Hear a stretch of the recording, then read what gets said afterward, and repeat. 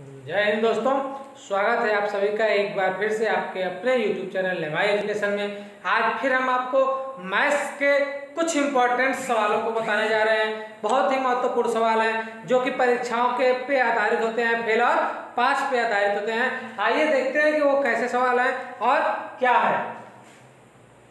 देखिए, जैसे कि सबसे पहले कहा गया है कि एक परीक्षा में 35% छात्र पास हुए। किसी परीक्षा में 35% छात्र क्या हुए? पास हुए। और 455 छात्र क्या हो गए? फेल हो गए। कह रहा है कि 35% पास हुए, 455 छात्र फेल हुए, तो परीक्षा में कुल कितने छात्र बैठे थे? हमें यह पता नहीं है कि छात्र कुल कितने थे, क्योंकि इसने केवल इतना ही कहा कि 35% क्या हो गए? फेल हो गए। लेकिन 35% छात्र यानी परसेंटेज में जो पास हुए वो 35% है, लेकिन फेल हुए छात्रों की संख्या दिया है कि 455 छात्र ऐसे थे जो फेल हो गए। तो दोस्तों, आप ये जानते हैं कि जो भी होता है, छात्र जो भी रहे होंगे, प्रतिशत में यदि उनको देखा जाए तो कोई भी होता है तो प्रतिशत यानी कि परसेंटेज में 100 होता है। अपने आप में क्या होगा? वो 100 होगा। यानी परसेंटेज की जब बात करते हैं तो वो 100 पे निकालते हैं, हमेशा प्रतिशत 100 पे निकालते हैं। तो कह रहा है कि 100 में से 35% ऐसे थे जो पास हुए। कितने प्रतिशत थे? जो कि 35% थे जो कि क्या हो गए? पास हुए। दोस्तों, 35% पास हुए। यदि 100 में से 35% पास हो गए, यदि 100 में से 35% पास हो गए, तो फेल हुए बच्चों की संख्या कितनी हुई? तो फेल हुए बच्चों की संख्या कितनी हुई? 65%। 65% बच्चे ऐसे हुए जो क्या हो गए? फेल हो गए। कह रहा है कि 100 था, क्योंकि परसेंटेज की बात करें तो हमेशा परसेंटेज 100 पे निकलेगा। मान लीजिए कि 100 बच्चे थे, 100 बच्चों में से 35 बच्चे पास हुए, तो फेल कितने हुए? 65। यदि 65% बच्चे पास फेल हो गए, तो कह रहा है कि बच्चों की संख्या कितनी है जो फेल हुए? तो जो फेल हुए उनकी संख्या थी 455। 455 स्टूडेंट ऐसे थे जो कि क्या हो गए? एग्जाम में फेल हो गए। दोस्तों, जो 465 स्टूडेंट थे एग्जाम में फेल हो गए। जब इतना बराबर इतना, जब 65 के बराबर 455 आ जाए और हमें 1 के बराबर ज्ञात करना हो। किसके बराबर ज्ञात करना हो? 1 के बराबर ज्ञात करना हो। जब हम 1 के बराबर ज्ञात करेंगे तो हमारा क्या होगा? ये जो 455 है, 455 अब बटा क्या आ जाएगा दोस्तों? 65। और जैसे ही परसेंटेज का चिन्ह हटाएंगे, 100 का क्या कर देंगे? गुणा कर देंगे। परसेंटेज का चिन्ह हटाएंगे तो 100 का गुणा कर देंगे। अब इससे इसको काट दीजिए। देखिए, 13 पचे 65 हो गया, और 13 तिया 39 और 13 पचे, ठीक है, 55। ये कट गया 35 बार में। अब देखिए, 35 बार में ये कट गया, और 5 एकड़ में 5 और 5 सत्ते 35, यानी 700। 1 के बराबर 700, यानी कि 700 का मतलब ये हुआ कि कुल परीक्षा में कितने बच्चे थे? 700 बच्चे बैठे थे। ठीक है, तो परीक्षा में कुल कितने बच्चे बैठे थे दोस्तों? तो 700 लड़के ऐसे थे जो कि एग्जाम में बैठे थे, और 700 लड़कों में से 35% बच्चे जो पास हो गए, और जो फेल हुए थे वो 455। जो 455 फेल हुए, मान लीजिए 65% फेल हुए, तो 65 के बराबर 455, तो 1 के बराबर 455 बटा 65। इसको 13 से काट दिए। अब इसके बाद से परसेंटेज होता तो 100 का गुणा कर दिए। तो इस प्रकार दोस्तों इसका हो गया। अब इसके बाद हम अपने नेक्स्ट क्वेश्चन पे आते हैं। आइए नेक्स्ट क्वेश्चन देखते हैं।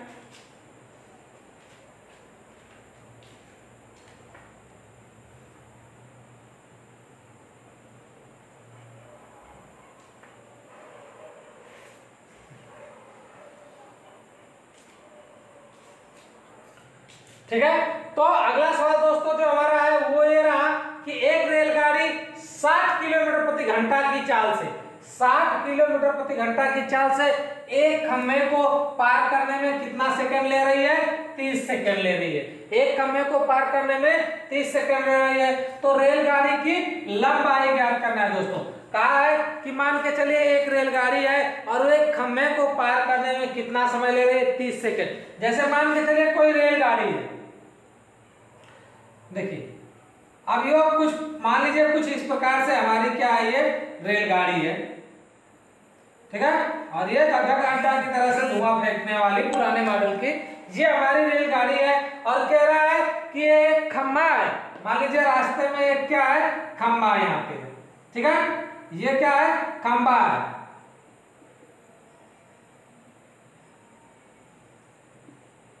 ठीक है, एक खंभे को, और ये कह रहा है कि ये खंभे को पार करेगी, तो एक खंभे को पार करने में जो समय लेगी वो कितना, 30 सेकंड ले रही है। इस खंभे को पार करने में, इस खंभे को ये पार कर रही है जब, तो ये 30 सेकंड का समय ले रही है दोस्तों। 30 सेकंड में ये रेलगाड़ी इस खंभे को क्या कर जाएगी, पार कर जाएगी। तो ये बताइए रेलगाड़ी को कितनी दूरी तय करनी पड़ती है, यानी रेलगाड़ी की लंबाई। तो रेलगाड़ी जो है अपनी लंबाई के अनुसार जब यहाँ से चलेगी तो धीरे धीरे धीरे धीरे जितना उसकी लंबाई होगी वो पूरी लंबाई जब चल के पार करेगी, तब तो यहाँ पे जाके ये जब रेलगाड़ी यहाँ पहुंचेगी तब तो वो अपना खंभे को क्या करेगी, पार करेगी। यानी जितना इस रेलगाड़ी की लंबाई होगी, रेलगाड़ी अपनी पूरी लंबाई को चलेगी तो खंभे की लंबाई को पार करेगी। तो आइए देखते हैं इसके आगे इस पे सवाल को कि कैसे इसको मिटा दें। इसके लिए इसको कहा गया है कि चाल बराबर एक सूत्र होता है, क्या होता है, चाल बराबर होता है दूरी बटा समय। ठीक है दोस्तों, ये हमारा फार्मूला होता है कि चाल बराबर क्या होता है, दूरी बटा समय। चाल अगर हमें पता है और उसकी दूरी पता है तो समय ज्ञात कर सकते हैं। इसमें हमें क्या क्या पता है, इसमें हमें रेलगाड़ी की चाल पता है और समय पता है लेकिन दूरी पता नहीं है। तो आइए देखते हैं रेलगाड़ी की चाल जो दिया है 60 किलोमीटर प्रति घंटा दिया है, किलोमीटर प्रति घंटा। दूरी को हमें पता ही नहीं है दोस्तों कि दूरी कितनी है, दूरी ही ज्ञात करनी है, बटा समय जो हमें दिया है वो हमारा है 30 सेकेंड। देखिए समय जो हमारा है 30 सेकेंड है। अब देखिए दोस्तों क्या होता है, यहाँ पे किलोमीटर प्रति घंटा में है और यहाँ पे सेकेंड में है। तो अलग अलग मानक में जब दूरियां हैं, मतलब दोनों अलग मानक में है, तो दोनों को एक समय में एक चीज में कन्वर्ट, एक जो है मीटर प्रति सेकेंड में है और एक जो है क्या है, किलोमीटर में है। क्यों, अगर ये दूरी जो है ये दूरी किसमें है, मान लीजिए मीटर में, तो एक मीटर प्रति सेकेंड है और दूसरा किलोमीटर प्रति सेकेंड है, ठीक है। तो इसको भी किलोमीटर में मीटर प्रति सेकेंड में चेंज करने के लिए हम क्या करते हैं, देखिए इसको भी हम मीटर प्रति सेकेंड में चेंज करने के लिए 5/18 से गुणा कर देंगे। 5 बटे कितना, 18 बराबर 5/18 बराबर क्या आ जाएगा, दूरी बटा 30 यानी सेकेंड। अब इससे इसको काट दीजिए।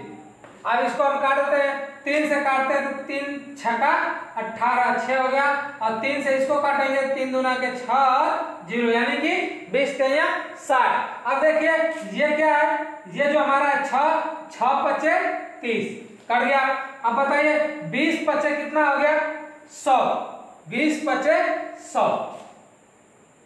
यानी यदि हमारा पूछता है दूरी बटा क्या हो गया 5 अब बराबर 20 पचे क्या हो गया 100, ठीक है। तो 5 का इधर गुणा है तो इधर जाएगा, तो इधर भाग है तो इधर जाएगा दोस्तों, तो क्या हो जाएगा गुणा।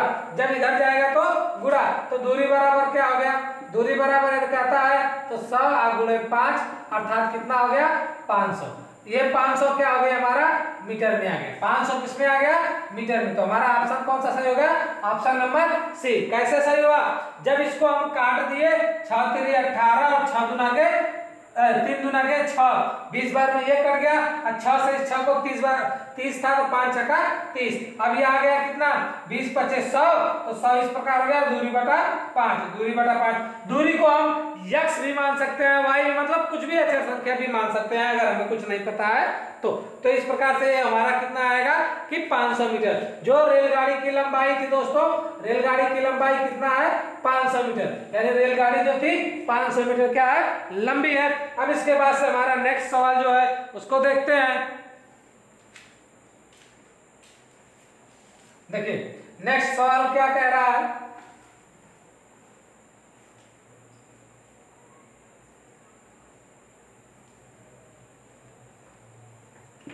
तो अगला सवाल देखते हैं दोस्तों। अगला सवाल है कि एक व्यक्ति के पास 385 रुपये है। कोई भी व्यक्ति है और उसके पास कुल कितने रुपए हैं? 385 रुपये हैं। उसमें से उसके पास 5 रुपए, 10 रुपए और 20 रुपए के नोटों की संख्या समान है। ठीक है, मतलब जितने 10 रुपए के नोट है उतने 5 रुपए के हैं, उतने 20 रुपए के नोट है, उनकी संख्या क्या है? समान है। नोटों की कुल संख्या ज्ञात करना है। अब उसके पास बताइए कुल कितने नोट हैं। मतलब ये कह रहा है कि एक व्यक्ति के पास कुल 385 रुपया है, जितना पैसा उसके पास है, कुल धन जो है 385 रुपया है। उसका कुल धन कितना है? कुल धन यानी कुल रुपया उसके पास जो है वो कितना है? 385 रुपया है। व्यक्ति के पास कुल 385 रुपया है और कह रहा है उसके पास 5 रुपया, 10 रुपया और 20 रुपया के नोटों की संख्या समान है। यानी जितना 10 की है उतना ही 5 की है, उतना ही 20 की है। और कह रहा है कुल नोटों की संख्या। तो मान के चलिए अगर हमें नहीं पता है तो हम मान लेते हैं कि नोटों की संख्या का अनुपात। ठीक है, पहले इसको ऐसे निकाल लीजिए कि नोटों की संख्या का अनुपात। देखिए ये हमें पता नहीं है तो मान के चलिए कि 1 संबंध 1, अर्थात कहने का मतलब एक नोट 5 रुपया, एक नोट 2 रुपया, एक नोट 10 रुपया और एक नोट 20 रुपया। हमें तो ये पता नहीं है कि कौन सी नोट कितने की है, मतलब कटे 5 की है, कटे 10 की है, कटे 20 की है। लेकिन हम ये तो अनुपात ज्ञात कर सकते हैं कि मान लीजिए एक नोट 5 रुपए की है, एक नोट 10 रुपए की और एक ही नोट 20 रुपए की है। ये अनुपात ज्ञात करने के बाद अब हम देखेंगे कि मान के चलिए जो एक नोट, ये वाली नोट है, ये 5 रुपए की है। कितने की है? 5 रुपए की। और एक नोट कितने की है? 10 रुपए की है। और अगली जो नोट एक है ये कितने की है? 20 रुपए की है। अब कुल नोट जो है इतने हैं। ठीक है, 10 रुपया, 5 रुपया और 20 रुपया। कह रहा है कि व्यक्ति के पास कुल कितना धन है? तो व्यक्ति के पास कुल धन है 385 रुपया। अब इस 385 में ये जितनी हो रहे हैं नोटों की संख्या, इन नोटों की संख्या से भाग दे देंगे तो कितना होगा? कितना रुपया होगा? 20, 10, 30 और 5 35। कितना होगा? 35। यदि 35 हो रहा है तो 385 अब बटे क्या कर देंगे दोस्तों? 35 कर देंगे। जब 385 में 35 से क्या कर देंगे? भाग देंगे। 11 बार में टोटली कट जाएगा। ठीक है, कितने बार में? 11 बार में इससे कट जाएगा। ये 11 बार में कट जाएगा दोस्तों। कितने बार में? 11 बार में। 35 से कम 35, फिर उसके बाद बच गया 35 और 35 से कम 35। अरे 35 से कम 35, 35 में 38 में से 35 गया तो बचा 3, 3 में से फिर 5, 35 हो गया। तो 11 बार में 35 से ये कट जाएगा। अब ये जो 11 हमारा आ गया दोस्तों, ये 11 जो है ये हमारा उत्तर नहीं होगा। ये 11 नोट की संख्या नहीं होगी। अब देखिए कह रहा है कि कुल नोट कितने हैं। मान लीजिए नोटों के कुल का अनुपात कितना है, तो देखिए 1 नोट, 2 नोट, 3 नोट, कुल कितनी नोट हो रही है दोस्तों? 3 हो रही है। जब 3 हो रही है तो 3 आप गुणे नोटों की संख्या कितनी आई? 11। तो 3 गुणे 11 यानी 11 तिया 33। तो नोटों की संख्या कितनी हो गई दोस्तों?